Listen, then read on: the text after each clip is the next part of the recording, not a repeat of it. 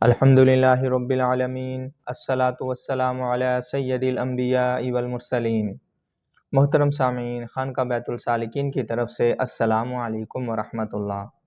محترم سامعین، آج میرا ویڈیو بنانے کا مقصد صرف یہ ہے کہ ہمارے بہت سے بہن بھائی جعلی عامل اور شعبدہ بازوں سے اپنی عزت اور اپنا جو مال ہے وہ گوا بیٹھتے ہیں، کیونکہ ہمارے پاس اس طرح کے مسائل آتے ہیں۔ تو اس وجہ سے آج میں صرف ویڈیو بنا رہا ہوں، اور میرا سوشل میڈیا پہ آنے کا مقصد بھی یہی تھا کہ اس طرح کے لوگوں سے اپنے مسلمان بہن بھائیوں کو بچایا جائے۔ تو ان کی کچھ نشانیاں ہیں، نشانیاں تو بہت زیادہ ہیں، مگر کچھ نشانیاں آج آپ کے سامنے میں پیش کروں گا۔ کچھ نشانیاں اور کچھ باتیں ہیں جو آپ کسی بھی عامل میں دیکھیں تو سمجھ جائیں یہ عامل نہیں، یہ جادوگر ہے۔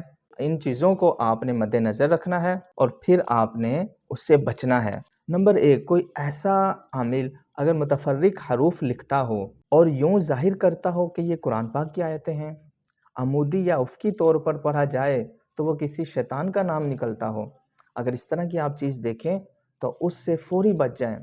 اور آپ اگر اس طرح کا نقش وغیرہ دیکھیں جس سے ظاہر سینگ وغیرہ بنے ہوں، دانت وغیرہ بنے ہوں، اس طرح کی کوئی شکل وغیرہ بنی ہو ان کے اس کے نقش پہ، یا وہ آپ کو اس طرح کا کوئی نقش بنا کے اس پر پڑھنے کے لیے کہے، تو سمجھ جائیں یہ بھی شعبدہ باز ہے اور جادوگر ہے، اس سے آپ نے بچنا ہے۔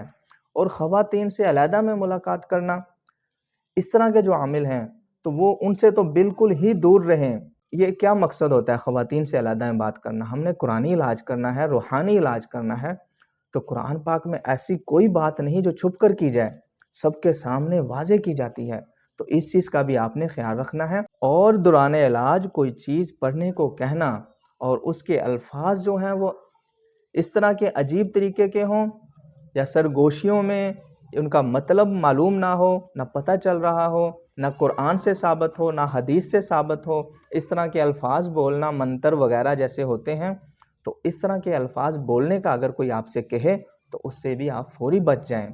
اور ناگوار بدبو کا آنا، اگر آپ ان کے پاس جائیں تو وہاں سے بدبو آ رہی ہو اور اس بدبو کو چھپانے کے لیے انہوں نے کوئی بخور وغیرہ جلائی ہو، تو اس طرح کی چیزوں سے بھی آپ نے بچنا ہے اور ان کے پاس جانے سے بھی آپ نے بچنا ہے۔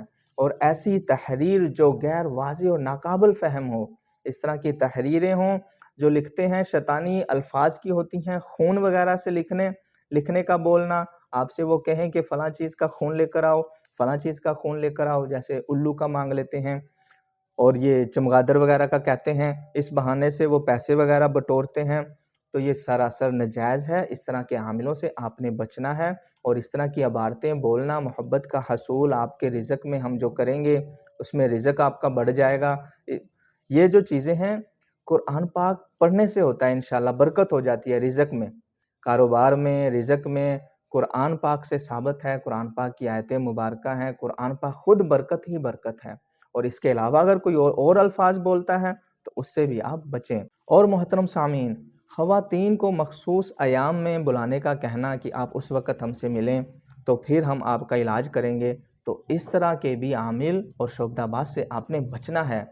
اور جو چیزیں فطرت میں نہ ہوں تو ان سے واضح ظاہر ہو جاتا ہے، جو عقل نہیں مانتے جن چیزوں کو، اور آپ اس کے باوجود عقل کے مخالف چلنا اور ہر ان کی نجائز جو ہے، ہر نجائز مطالبے کو مان لینا، تو یہ اس سے ہرگز بچنا چاہیے آپ کو۔